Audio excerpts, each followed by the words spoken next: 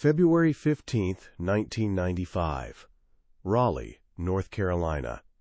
2 AMA team of FBI agents surrounds a dingy apartment complex. Their target is inside a man who has humiliated the most powerful corporations on Earth. Nokia, Motorola, Sun Microsystems, Fujitsu. He's stolen software worth more than $300 million. He's penetrated systems the government swore were impenetrable. And for the last 2.5 years, he's been a ghost. His name is Kevin Mitnick. The FBI calls him the most dangerous hacker in America. The media calls him the Condor, after the Robert Redford film about a man who outsmarts the CIA. But the agents outside his door call him something simpler. His entire digital life is about to be dismantled. He's 31 years old, overweight, with a receding hairline and thick glasses. He looks more like an accountant than a criminal mastermind. But his fingers have touched secrets that would make intelligence agencies blush. Here's what makes this man different from every hacker before or since. Kevin Mitnick almost never used technical exploits. He didn't need to crack passwords. He didn't brute force his way through firewalls. He simply asked people to let him in, and they did. They called it social engineering. Kevin called it understanding human nature. Tonight, his nature reading has failed him. Because someone out there is better at the game than he is. Someone who's been tracking his digital footprints across 3 states. Someone who wants revenge. The FBI kicks down the door at 2:15 a.m. Kevin doesn't run. Where? He's cloned cell phones, tapped into phone company databases, and read the private emails of security researchers who swore they were untouchable. And now, as it's over. But how did a kid from Los Angeles become the most hunted man in cyberspace? How did he evade every agency, every corporation, every expert for years? And who finally caught him? If you think you know this story, you don't. Because what the FBI never told you is how close Kevin came to disappearing forever, and what he did in the 24 hours before they found him. To understand, we need to go back to where it all started. 1978. A lonely teenager, and a free bus ride that changed everything. Chapter 2. The Art of Deception. Los Angeles, 1978. Kevin Mitnick is 15 years old and obsessed with magic tricks. Not the kind you see on stage. The kind that gets you things you're not supposed to have. His parents divorced when he was 3. His mother worked long hours as a waitress. Kevin spent most of his childhood alone, teaching himself how systems worked and how to break them. By 12, he'd figured out how to ride LA buses for free using a punch tool he bought at a surplus store. He'd dumpster dive behind bus depots for discarded transfer slips, study the patterns, and create his own. Free transportation, his first hack. No computer required. But then he discovered something better. Phone phreaking. A group of older kids showed him how to manipulate the telephone network, the largest machine ever built by humans. With the right tones, the right codes, the right words, you could call anywhere in the world for free. You could listen to conversations. You could become invisible. Kevin wasn't just good at it. He was a prodigy. By 17, he'd talked his way into Pacific Bell's Cosmos system, the database controlling phone operations for most of Southern California. He didn't hack in with code. He called employees, pretended to be a technician, and convinced them to give him passwords. I'm calling from the switching center. We've got a system crash. I need your access codes to restore service. They always gave him up. His first arrest came at 17. Juvenile detention. His second at 25. A year in prison for breaking into Digital Equipment Corporation's network. The judge told him to stay away from computers. Kevin lasted 8 months. Here's what: every locked door was a puzzle. Every secure system was a challenge. And by 1992, he'd become so good that the FBI issued a warrant for his arrest. But Kevin had read about their investigation in a newspaper article. He'd seen his own name. So he did what any reasonable person would do. He vanished. For the next 2.5 years, America's most wanted hacker would become a ghost, moving from city to city, identity to identity, always one step ahead. But someone was about to start chasing him. Someone who took Kevin's intrusions very, very personally. Chapter 3, America's Most Wanted, December 1994. San Diego, California. A security researcher named Tsutomu Shimomura wakes up to find his computers have been violated. Shimomura isn't just any researcher. He works with the National Security Agency. He's one of the most respected cybersecurity experts in the country. His home network is a fortress, or so he thought.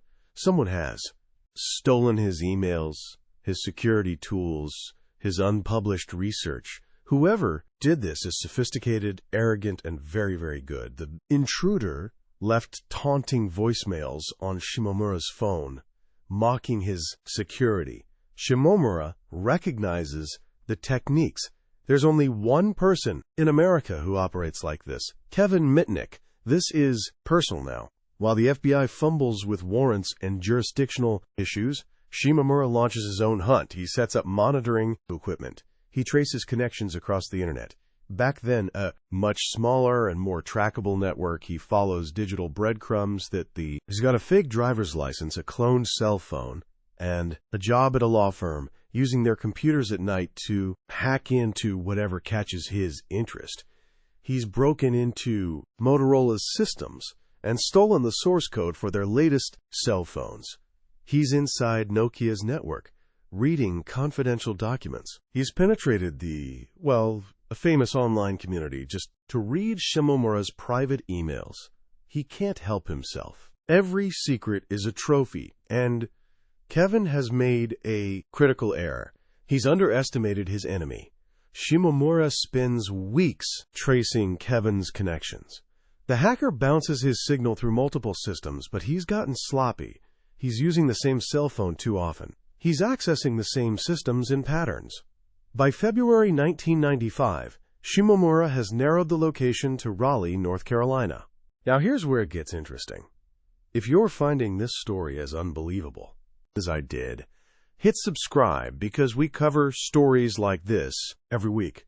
The FBI didn't catch Kevin Mitnick. A private citizen did their job for them. Shimomura flies to Raleigh with tracking equipment. He drives through neighborhoods with a cellular direction-finding antenna. He's literally hunting a hacker like a bloodhound. On February 14th, Valentine's Day, he pinpoints the signal to a single apartment complex. The FBI finally has their ghost. Chapter 4, The Samurai's Revenge. February 15th, 1995. 1:30 a.m. Shimomura sits in an FBI van outside the Players Court apartment complex. He's been tracking the signal for hours. Every time Kevin Mitnick's cloned cell phone connects to the network, Shimomura's equipment lights up. The signal is coming from apartment 202. FBI agents surround the building. They've been chasing this man for 929 days. Kevin Mitnick is on the United States Marshal's Most Wanted list. There's a $1 million bounty that various companies have contributed. The entire cybersecurity world is watching. At 2 a.m. they make their move. Kevin hears the footsteps too late. The door splinters inward. Federal agents pour into his small apartment, weapons drawn. He's sitting at his computer. Where else would he be? Surrounded by the tools of his trade. Cloned phones. Stacks of fake IDs. Hard drives containing stolen source code worth hundreds of millions. He doesn't resist. He doesn't try to destroy evidence. He just looks at the agents with something like resignation. "I guess you got me," he says. But here's the twist nobody expected. Kevin Mitnick. They claimed he could start a nuclear war by whistling into a payphone. A B. Ridiculous assertion that journalists would later mock. But the fear was real. Nobody understood what Kevin could do, so they assumed the worst. His trial became a spectacle. Prosecutors painted him as a cyber terrorist. Defense attorneys argued he was a curious kid who never hurt anyone. The media called him everything from a genius to a monster. If you're watching this and wondering how a guy who never made a dime from his hacking ended up more demonized than actual criminals, you're not alone. Drop a comment below telling me what you think. Did Kevin deserve what he got? Or was this fear of the unknown? In January 2000, Kevin Mitnick finally pleaded guilty to 4 counts of wire fraud and 2 counts of computer fraud. He was sentenced to 46 months, time he'd already served. He walked out of prison a free man. Over. Chapter 5. The Hacker Who Won, March 2000. Sunlight for the first time in nearly 5 years. Computers, cell phones, or any internet-connected device for 3 years. Part of his probation. The most famous hacker in the world can't send an email. Have destroyed him. Instead, it made him a legend. Years writing. His book, The Art of Deception, became a bestseller. The exact techniques he'd used against them. Companies that once wanted him imprisoned started paying him 6 figures to break into their systems legally. Mitnick Security Consulting was one of the most sought-after firms in the industry.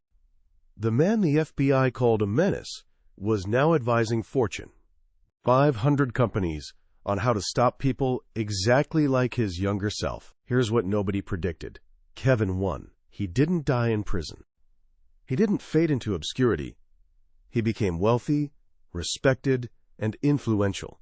He testified before Congress. He spoke at security conferences worldwide. He proved the system that tried to crush him could be beaten.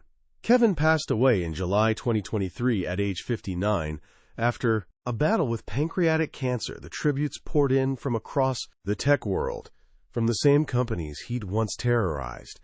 But his legacy isn't just about redemption. It's about a fundamental truth he proved 40 years ago, and that remains true today. The weakest point in any security system isn't the technology, it's the humans. Every data breach you've heard about, from Equifax to Colonial Pipeline, traces back to someone trusting the wrong person, clicking the wrong link, giving up information they shouldn't have. Kevin Mitnick understood human nature better than anyone, and he used that understanding to walk through walls that were supposed to be impenetrable. If this story blew your mind, do me a favor. Hit that subscribe button. We tell stories like this every single week. Hackers, heists, and the rebels who broke the rules. And if you want to see what happens when hackers don't just target corporations, but declare war on governments themselves, check out our video on Anonymous. That story makes Kevin look like a warm-up act. Because sometimes and that's a skill, no, firewall can stop.